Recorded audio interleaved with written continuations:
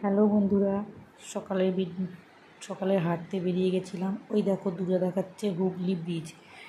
সকাল সকাল মা গঙ্গার দর্শন করে সোজা চলে গেলাম বাড়িতে। সকালবেলায় তো জানো আমার রান্নাঘরে ঢুকে রান্না শুরু করে দিলাম। এদিকে ছেলের রান্না করে টিফিন গুছানো হয়ে গেছে, টিফিনটা করছি।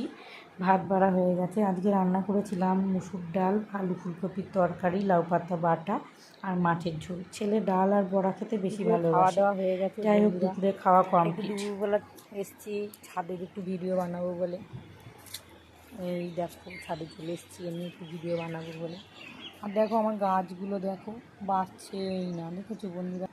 দেখো গাছগুলো, এই টগর গাছটায় দুটো ফুল ফুটছে। আর দেখো গাছগুলো বাড়ছে না ভালো করে, বুঝেছো? মাঝে মধ্যে ফুল ফোটে, সবসময় ফুল হয় না।